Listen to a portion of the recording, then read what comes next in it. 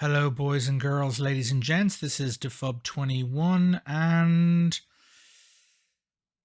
I have just watched episode 7 of genv.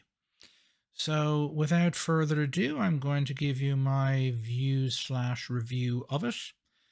I have been trying to stay relatively low spoiler for these reviews, but I think that's gotten me into the problem of me kind of basically behaving like a broken record and repeating the same things over and over and over again. So I'm going to, spoiler warning, this may be I will use as many spoilers in this review as I deem necessary. I think I'll do that going forward, just because of the reviews are just much better, under the expectation that since I'm seeing these episodes after they come out, I'm assuming you have seen them as well. So you're looking for my opinions on the episode after you've seen them. If you don't want spoilers and you haven't seen the show yet, my apologies. You can look at some of the earlier episodes, and I usually, if there's any spoilers in those, I give you forewarning of it. But for this review, I'm going to be, I will. The spoilers will come naturally. So there may be some, there may be none, there may be loads. So just so you know ahead of time. The show is just so much better written, and as a result overall so much better made than what we have gotten out of Disney Plus in the last 2 years. And being that it's on Amazon Prime, it also doesn't have the creative restrictions that Disney Plus has. In other words, the types of content you just cannot do. There's only a certain level, for instance, of violence you can do in Disney Plus. You can't do gore on Disney Plus realistically at all.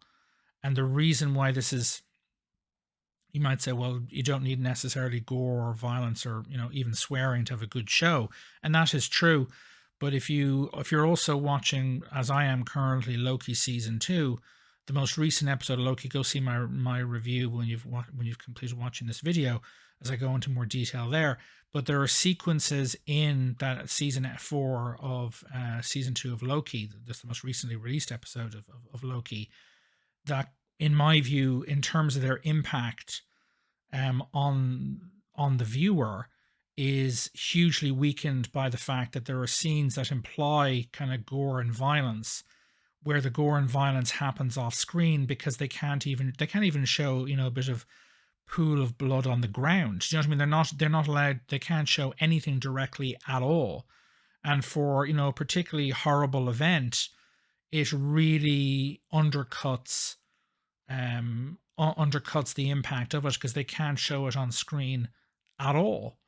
And if that show was being made on Amazon Prime or on HBO, was another example, or probably also on Paramount Plus, we would have gotten something quite different. And that doesn't mean they could have overdone the gore and the violence in those scenes in episode 4 of Loki season 2, and they could have gone too far. It could have become cartoonish or too over the line, as it were, and off-putting and so on. There were ways you can, again, with gore and violence, you can do too much of it, where it's really based on the story and the theme of the episode, the theme of the show, would be completely inappropriate. But Loki's most recent episode does suffer from the fact, again, creative restrictions, that there's no parental controls and age controls in Disney Plus. There's just things they just cannot and will not release on the platform. This show, Gen V, doesn't have that problem, and it hasn't fallen into the trap of gore, violence, or even nudity for gore, violence, and or nudity's sake. The violence is not cartoonish. It's not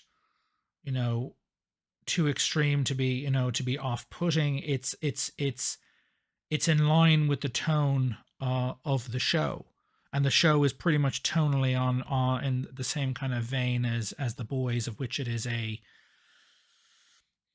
spin-off of. And in this episode, we, it's again, this is no, so far I don't think I've given any spoilers. In this episode, that kind of trend continues. The writing is there, the violence, the nudity, and so on. When it happens, it is tonally in line with the scene. It is tonally in line with the show. Not too much, not too little, and it is used where the story requires it, and it serves the story rather than the story serving it. And because of the writing, and again, it's, from my standpoint, compared to the Disney Plus shows, the cast seems very strong, but they may not be necessarily brilliantly talented actors. They've just got an awful lot more to work with than the actors who've been stuck on Disney Plus shows for the last 2 years.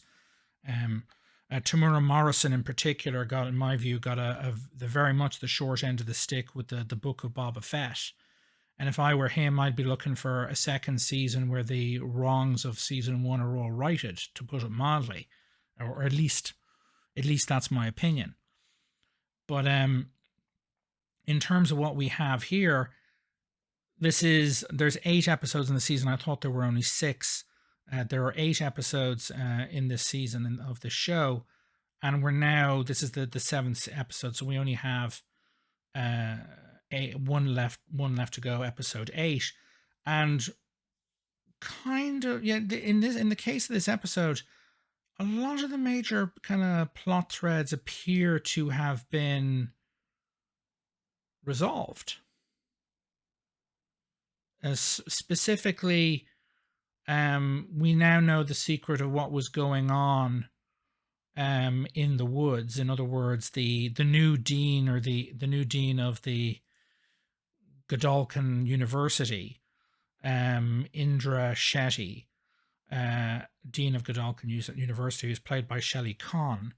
It's spelled Conn. I don't know if I'm pronouncing it right. Turns out that, oh, surprise, surprise, her husband and her, I think it was, daughter were killed by supers, specifically by Homelander. If you, again, spoiler warnings, you haven't seen, if you haven't seen, I think it's season 1 or season 2 of The Boys, but in a botched attempt to end a terrorist hijacking of an airplane full of innocent civilians, Homelander basically blows up the plane full of innocent civilians, of which 2 of which, it turns out, are Indra Shetty's, dean of Godolphin University's, husband and daughter. And she's basically been looking for a way to even the score ever since. And she is using the woods, irrespective of the woods' original purpose. She is using the woods, aka the kind of underground laboratory that's used to do experiments on live supers, to come up with a what's the word for it? A disease, a biological weapon that can be used to kill them. First by injecting them, and then through, dispersal through the air. She's trying to come up with a bioweapon that could literally wipe all the supers off the face of the earth. And she's been using the young people, the young soups that are hidden away in the woods, as test subjects for the development of this bioweapon. Suffice it to say, again, spoiler warnings, by the end of the episode, she's been found out. The people who are working for her on the project have been found out, and that story thread has been completely resolved, or almost completely resolved. There's, the disease is still out there, but the people responsible for creating it are no longer in play, if you get my drift. That's the main kind of story thread of the show, of the season, and it's been, as far as I can tell, pretty much resolved. There's still an example of the disease left, and I'm not going to guess as to what's going to happen to it. Maybe it'll get destroyed, maybe it'll get used. We'll find out in the next episode. But it is out there. So theoretically get used in the next episode, but that story thread has basically been resolved. We know now as well, another other revelation is that Victoria Newman, who is a character from The Boys, who is either a senator or a congresswoman, who is effectively a plant of Vought, or at least was, who is a kind of a closeted slash secret super, who has the ability, who appears to have both super strength, or at least to a degree of it, and is literally capable of exploding people's heads from the inside out, has effectively the same core power that the main lead character in this show, what is her name again? Marie Moreau, played by Jazz Sinclair, is that, again, Miss Newman is a hemokinetic. In other words, she has the ability to physically manipulate blood, just like Marie Moreau does. And that apparently she has been a secret, what's the word to describe it, supporter slash benefactor of Marie. I mean, their histories are virtually identical. They both killed their parents when they were children. They both ended up in the orphanage for supers, and well, the orphanage for supers. And so obviously Miss Newman's been looking out for her, and again they have the exact same powers. How that will play going forward, I don't know. It's possible that Marie Moreau may actually be able to figure out how to do the exact same thing. In other words, make people's heads explode from the inside out. But Miss Newman basically outs herself to Marie during the episode. And gives her all this information, which we assume is correct. It may not be. She might be lying through her teeth about her secretly protecting Marie, but there is references to Marie being protected by a benefactor in some of the earlier episodes that Marie is unaware of up until now. So this is clearly Victoria Newman. Victoria brings up the possibility of her becoming the first Black woman to be a member of the Seven. There are, what other? I mean, she's basically given a kind of a choice between outing the Woods or playing the game and ending up a member of the Seven. And so, taking that into account, we don't know how things are going to go in the next episode. And again, with the major plot thread around the Woods and that bioweapon, as far as we're aware, basically resolved. What is in play for the next episode does the bioweapon get used, or the examples of it that exist? What choice does Marie Moreau make in terms, does she play the game or not, and what are the consequences of that? There's also the issue around Andre Anderson, whose abilities got manipulation abilities like his father, although again I thought that Supes couldn't have children naturally, but obviously they seem to have forgotten that fact, or maybe there's some excuse that hasn't been explained to us. But the father has some sort of a seizure or stroke or something or other, and so he's kind of taken off the equation, looking after his father. How that happened, maybe it was Victoria Newman who did it to his father for some reason remotely.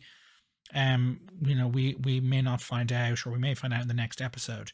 And that may also be the reason why the father knew about the Woods but kept his mouth shut. Maybe he had some kind of illness or something and he was benefiting from treatment. But that's, again, another story thread.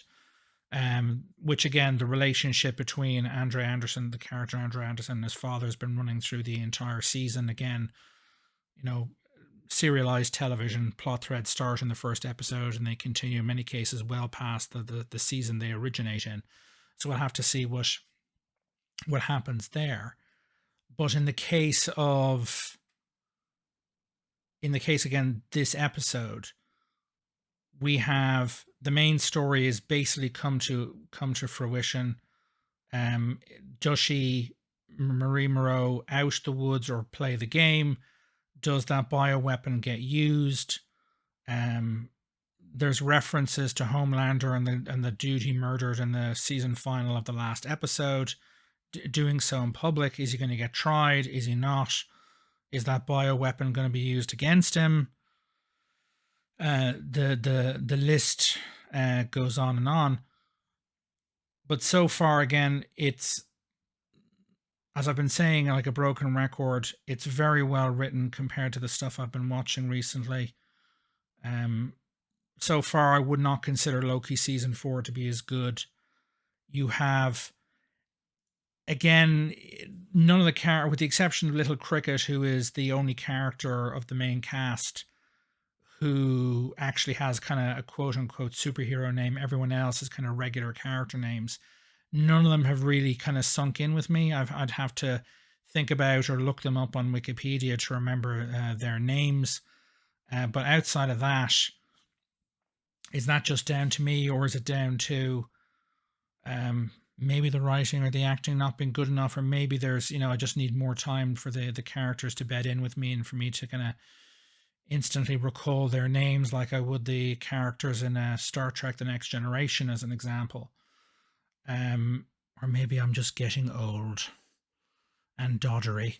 But it does, again, like unlike Ahsoka, unlike a lot of the Disney Plus shows, there is continual story progress from one episode to the next. The story beats keep coming. There's not one episode where something doesn't happen. Credit where credit is due. In other words, you could say, well, it's television. This is supposed to, particularly with serialized shows, this is the way it's supposed to work. But, obviously Disney hasn't gotten that message. Anyway, that's my disorganized ramblings on this particular episode. Overall, continues the standard, the show that has been set by the previous episodes in this show. It's barreling along towards the final conclusion. Considering how much story, particularly how many final plot points were effectively either resolved or one could say brought to, like, either resolved or brought to the cusp of being resolved. I don't know what exactly they're gonna do in the next episode. They seem to be setting a standard of episodes that are at least 45 minutes long, so I'm not quite sure what they're going to fill that time with on screen. But again, this is, as I've said previously, this is in the running for the best show of the year that I've seen. Again, put some suggestions for other shows that I could watch that I may not have watched in the comments below. Again, it doesn't drag the way the mid part of season 3 of Star Trek Picard did. Nor does it drag the way The Last of Us did in places. And so far so good. If the final season final is meets the overall standard of the show to date, I certainly wouldn't mind watching a second season if a second season gets made.